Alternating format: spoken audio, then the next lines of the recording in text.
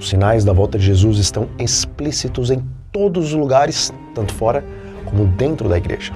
Mas existe um sinal que está se tornando muito evidente em nossos dias e nós deveríamos dar maior atenção a ele.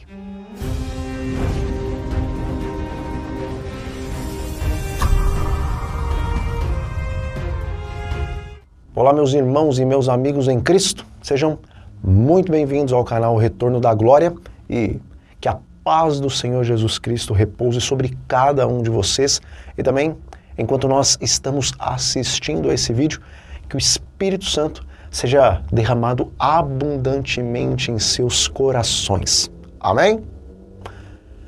Bom, meus queridos, muitos sinais em todas as áreas da sociedade estão gritando, na verdade, aos nossos ouvidos e dizendo que nós estamos muito próximos dos últimos instantes da história desse grande conflito entre Cristo e Satanás. Mas, a despeito de todos esses acontecimentos proféticos, tanto fora como dentro da igreja, hoje podemos perceber que a maldade, ela tem se multiplicado gigantescamente entre os seres humanos e se não fossem algumas leis civis que governam os países, esse mundo já estaria em um caos muito maior do que hoje ele se encontra, porque pela rejeição do Espírito de Deus, os seres humanos estão se transformando em verdadeiros animais irracionais e, em muitos casos, aqueles que foram feitos à imagem e semelhança do Criador estão agindo de forma idêntica aos demônios. E, irmãos, a falta da presença do Espírito Santo no coração dos homens tem sido tão evidente que ações estúpidas e bizarras são tomadas dia após dia. E amigos, há poucos dias um homem ele foi preso lá na Bolívia, logo após ele ter vendido a sua filha recém-nascida através de um anúncio do WhatsApp e pelo valor de R$ 1.500. E segundo a polícia, ele vendeu a sua própria filha para poder comprar um novo celular.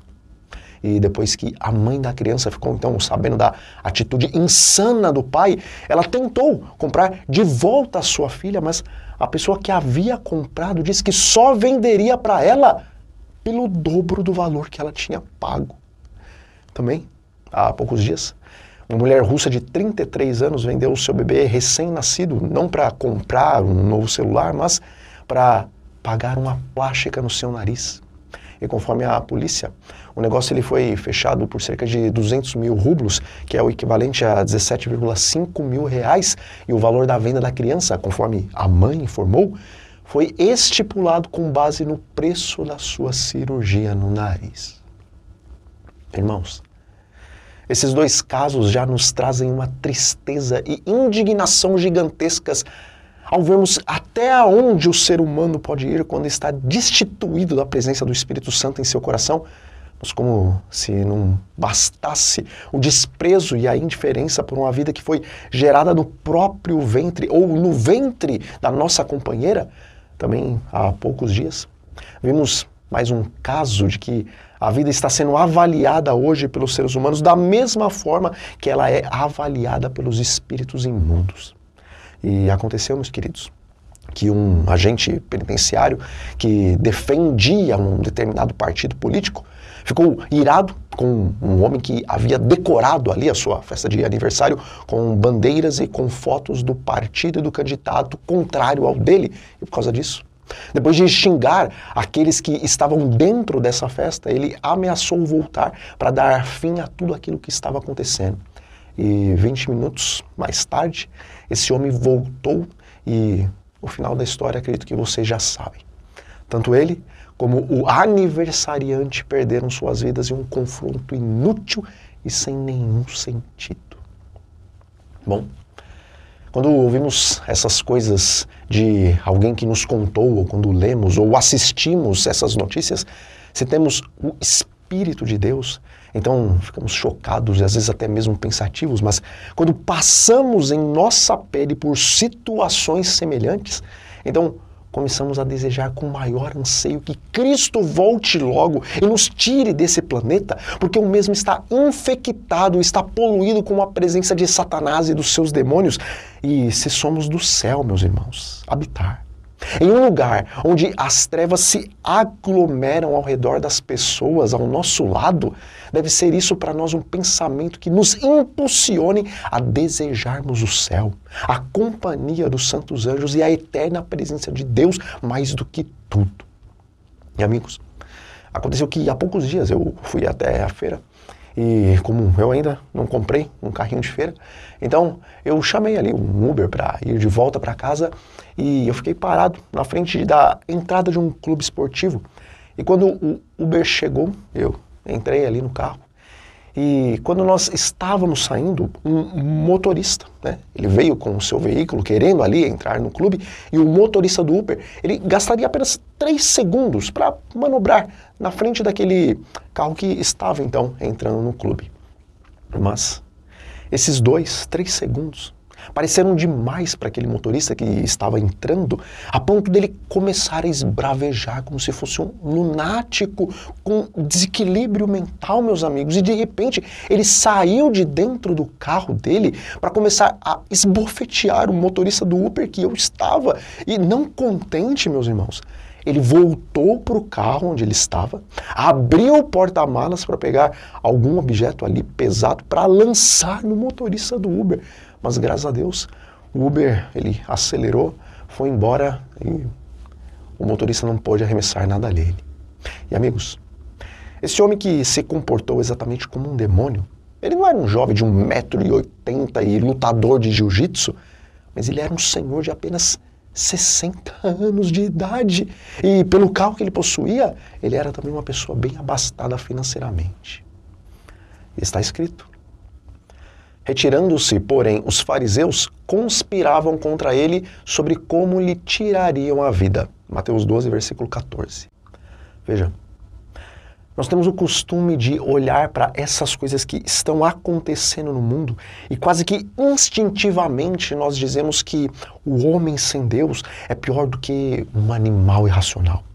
E o homem sem a presença do Espírito Santo em seu coração realmente é pior do que um animal, porque as feras selvagens, elas estraçalham outros seres vivos por instinto e por fome, mas o ser humano racional, ele faz isso pela maldade que está no seu coração.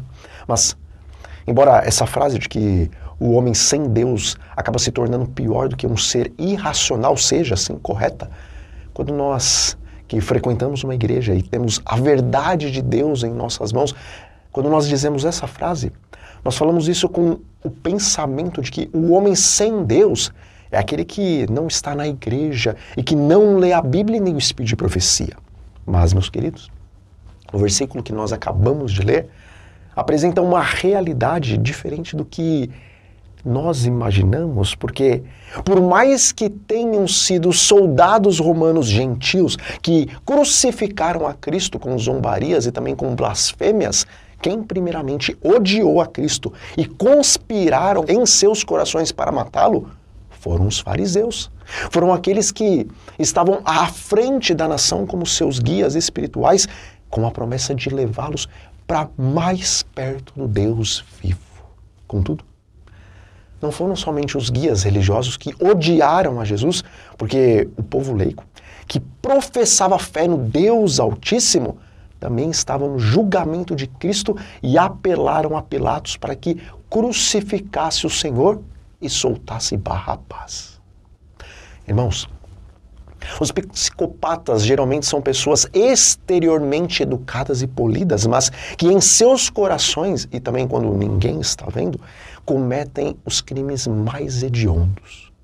Bom, como cristãos nós fomos educados pelas doutrinas bíblicas e exteriormente podemos apresentar um certo grau de educação e de polidez e podemos até mesmo ter, por causa da doutrinação que recebemos, atitudes tão nobres diante dos homens que esses venham a nos louvar pelos nossos feitos. Contudo, enganoso é o coração do homem mais do que todas as coisas e desesperadamente corrupto. E nesse nosso coração, conforme diz o apóstolo Paulo em Romanos capítulo 7, está a lei do pecado e da morte, da qual nós somos escravos. Portanto, meus queridos, não se engane pelo fato de não estarem cometendo abertamente crimes semelhantes aos desses pais e desses fanáticos políticos, porque, semelhante aos fariseus, podemos estar cometendo crimes iguais e ainda maiores, pois podemos estar inconscientemente tramando contra Cristo e contra a sua verdade na pessoa dos seus servos. Então, o que fazer? Continuar indo à igreja e lendo a Bíblia e o Espírito de Profecia e nos esforçando ao máximo para tentarmos ser mais semelhantes a Cristo? Veja, eu não sei se vocês gostam de frutas, mas eu sou apaixonado por elas e geralmente quando alguém diz que eu como muitas frutas e que eu deveria, na verdade, comer mais comida salgada, eu acabo brincando, dizendo que verduras e legumes, na verdade, são para os animais e que o meu paladar ele é mais parecido com o paladar do Éden, quando o homem só comia frutas, cereais e castanhas. Mas, colocando aí as brincadeiras à parte, as duas frutas que eu mais gosto são a pinha e a temoia. Amigos, quando vocês quiserem me convidar para comer aí alguma coisa na casa de vocês, então não precisam passar horas e horas cozinhando algum prato vegetariano especial, mas se estiver na época, uma pinha, uma temoia madura, com certeza vai ser um alimento muito mais apreciado por mim do que outras coisas. Mas, voltando ao assunto do que fazer com o nosso coração, veja, as frutas que eu mais gosto são então a pinha e a temoia. E uma fruta que eu como, só que geralmente não me agrada muito o paladar, é a maçã. E, irmãos, pode uma macieira produzir pinhas ou atemoias? Certamente que não.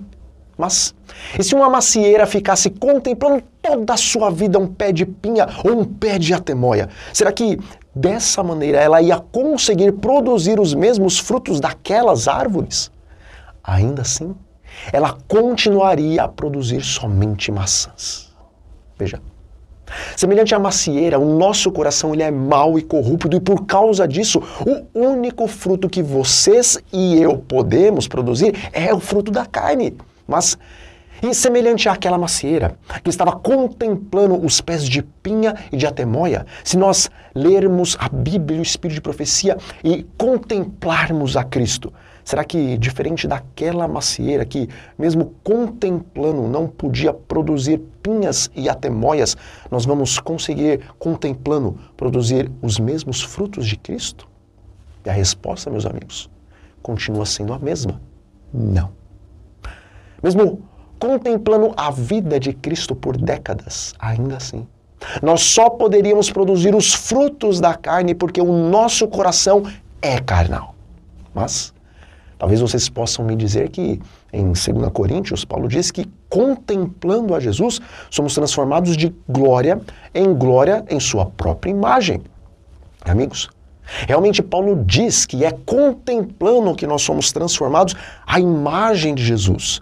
Mas no final do versículo, o apóstolo diz, como pelo Senhor, o Espírito. Meus queridos, 5, 10, 15, 40 anos de adventismo e de constante leitura da Bíblia e do Espírito de Profecia e de contemplação do caráter de Cristo não vão fazer com que venhamos a produzir verdadeiramente os frutos de Cristo se continuarmos sendo uma macieira. Portanto, se nós quisermos produzir pinhas ou atemoias, se quisermos produzir os frutos de Cristo, assim como para a macieira produzir pinhas e atemoias, é necessário um milagre, porque ela precisa se transformar literalmente em um pé dessas frutas para poder produzi-las da mesma forma. Para produzirmos os frutos de Cristo, não basta apenas contemplarmos a Jesus, esperando que venhamos a fazer o bem que Jesus fazia, mas nós precisamos de um milagre. Nós precisamos nos tornar tal como Cristo. E como os milagres acontecem, meus amigos? Bom, milagres não ocorrem pelo poder humano, mas milagres acontecem pelo poder de Deus, quando os homens têm fé que o Senhor pode realizar um milagre. Amigos, como aquela mulher que há 12 anos tinha um fluxo de sangue, foi curada? Pela fé. E por que Jesus pôde ressuscitar aquela menina de 12 anos? Porque o pai dela decidiu permanecer tendo fé mesmo diante do impossível. E por que aquele cego de nascença foi curado? Porque ele teve fé que, ao lavar os seus olhos no tanque de Betesda, ele voltaria a enxergar. Meus queridos, todos esses e outros que receberam os milagres de Cristo, o verdadeiro trabalho que eles tiveram foi o de ir até Jesus e ter fé que o milagre seria realizado, ou quando tiveram a oportunidade de Jesus ir até eles, em vez de duvidarem das suas palavras, eles creram e receberam o milagre. Aquela mulher já havia por 12 anos gastado toda a sua fortuna com médicos, e se ela ainda continuasse rica, ela gastaria toda a sua riqueza com os especialistas e o seu problema não seria sanado. Também aquele chefe da sinagoga poderia ter tentado reanimar a sua filha através dos métodos de primeiros socorros, mas todo o seu esforço ia ser em vão. E aquele rapaz cego, ainda que fosse nos melhores oftalmologistas da época, ele só seria decepcionado. Veja, o trabalho de Pedro para receber o milagre de andar por cima das águas não era fazer um curso intensivo de como efetuar aquela proeza, até porque não existe tal curso, mas o trabalho de Pedro era colocar os seus pés na água e continuar tendo fé de que ele andaria sobre o mar. Irmãos, como Pedro, nós estamos olhando para aquilo que a nossa força pode fazer. E nos esquecemos que a nossa luta é contra os principados e as potestades e contra o maior de todos os nossos inimigos, que é o nosso eu. E se nós quisermos andar sobre as águas, ou seja, se nós quisermos viver como Cristo viveu na empolgação, podemos até dar 1 ou 2 passos, mas é claro que as forças das trevas se levantarão contra nós como ondas ameaçadoras, e é claro que o nosso próprio eu, nosso coração corrupto, ele vai nos puxar para baixo para nos submergir, e com as nossas próprias forças nada nós vamos poder fazer contra esses 2 terríveis inimigos que são o nosso coração e o inimigo das almas.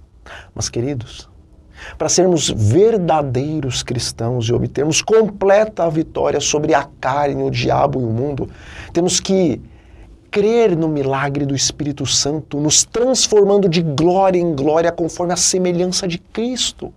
E essa transformação não é semelhante à da lagarta que entra em um casulo e depois vira uma linda borboleta e permanece assim até o fim da sua vida.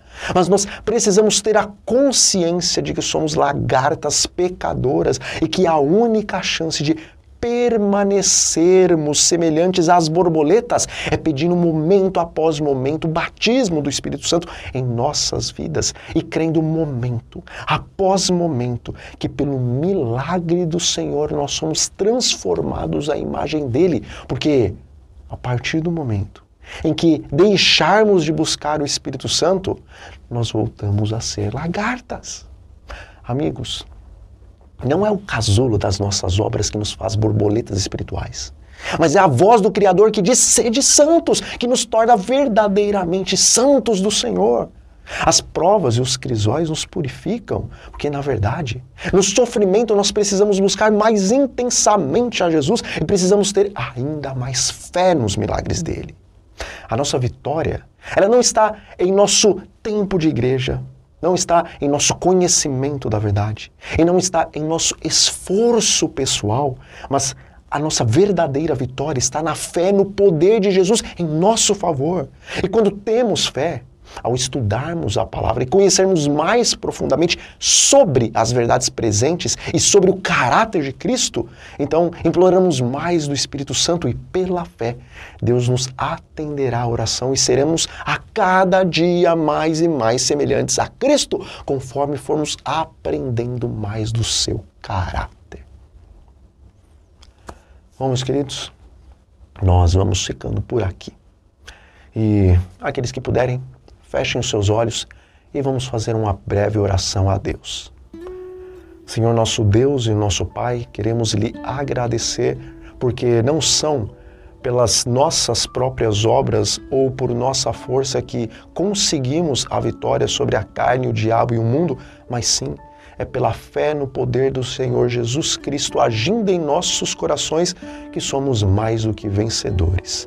Portanto, Senhor nosso Deus, pedimos em nome do Senhor Jesus, nos dê fé e batize-nos com teu santo e bom Espírito para que sejamos de glória em glória transformados à imagem e à semelhança de Jesus no caráter.